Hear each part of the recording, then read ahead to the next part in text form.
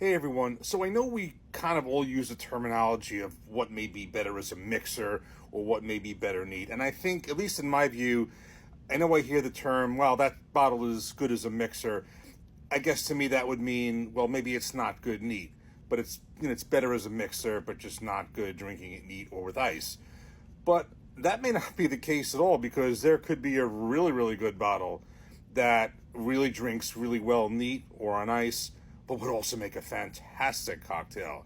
So I think giving it the label of it's good as a mixer may not be just for bottles that truly will be just good as a mixer but not good neat. I'll give you an example. Right here, I absolutely love this Bardstown Origin Series tan label, high wheat, 106 proof. It's a fantastic neat pour, 53 corn, 39% wheat, and 8% malted barley. It's fantastic on its own. But I was thinking of it, I'm like, wow, I love drinking this neat. That's just the way I drink it.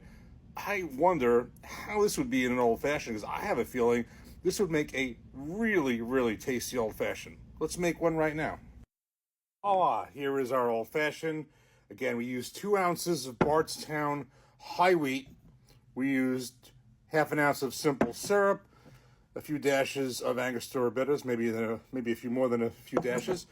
And here it is. I can just tell from the smell. The smells really nice. It's going to have probably a sweet profile. I think it's going to be delicious. Cheers.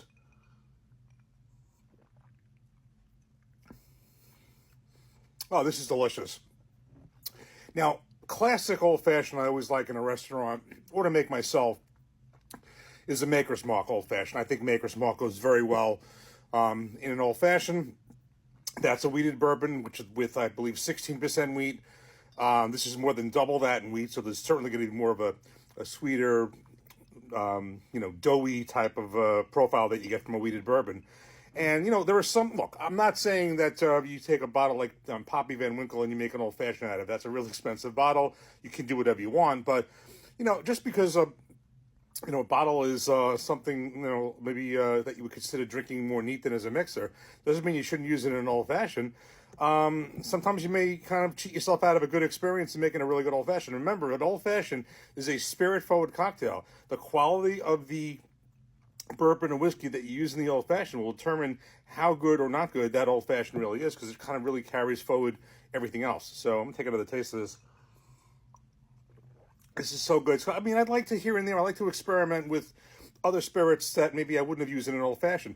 Yes, the makers in the restaurants, Makers Old Fashioned, Buffalo Trace Old Fashioned, Woodford Reserve. Now, that's a perfect example of something that really, to me, is a mixer. I'll give you 2 examples. Woodford Reserve makes a really good old fashioned. I do not like it neat. And Bullet, not the bottled and bond Bullet, the regular Bullet. I do not like neat at all, but it makes a really good old fashioned. We call that good for a mixer. But there are old fashions where there's something like this, which is really great neat, really could make a good old fashioned. I'm going to do some more of these. Really try out some different pours that really wouldn't really think of it in an old fashioned. This definitely works. So this is really tasty neat. And I think this makes a really nice, tasty old fashioned. And the proof level, 106 proof, isn't overpowering it, but more than enough power to stand up in this cocktail. Cheers.